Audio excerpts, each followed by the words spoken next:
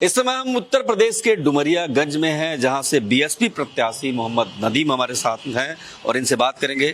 Sir, सबसे पहले Bharat express पर स्वागत है। धन्यवाद। आपका भी स्वागत है हमारे लोकसभा में।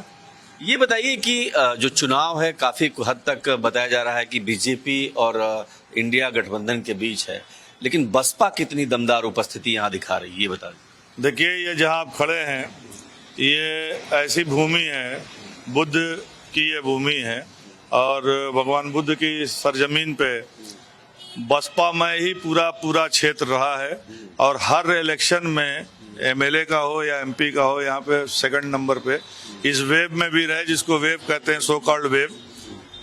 और इस बार बहुजन समाज पार्टी का समीकरण और बहुजन समाज पार्टी यहाँ से जीत कर लोकसभा में अपनी उपस्थिति दर्ज कराने जा रही है और बहुत मजबूत स्थिति में यहाँ चुनाव चल रहा है। अच्छा, एक सवाल ही बनता है कि आपका सबसे मजबूत पक्ष इस चुनाव का क्या है? इस क्षेत्र की बात करें तो आपको लोग किस आधार पर वोट करेंगे? देखिए, सबसे पहली बात है कि जो मौजूदा सांसद जी हैं यहाँ पे भारतीय जनता पार्टी के, उनका ये तीसरा टर्म था।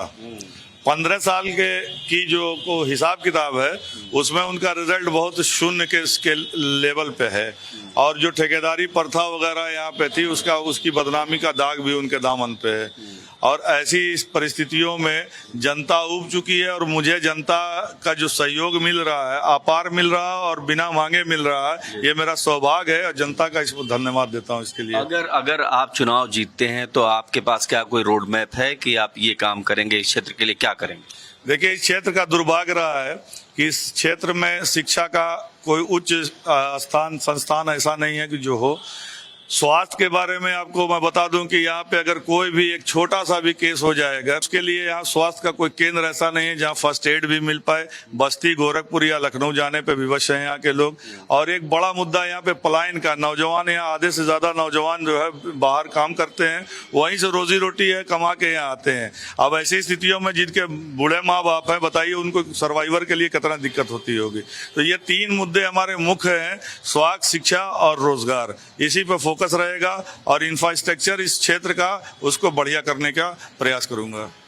ये थे नदीम जी जो बता रहे थे कि अगर ये चुनाव जीतते हैं तो इस क्षेत्र के विकास के लिए, इस क्षेत्र के डेवलपमेंट के लिए और खास करके यहाँ पर रोजगार को लेकर के, हेल्थ को लेकर के, शिक्षा को लेकर के बड़ा काम करेंगे। कैमरा पर्सन पवन शर्मा के साथ मैं देवनाथ, भारत एक्सप्रेस, डुमरियागंज।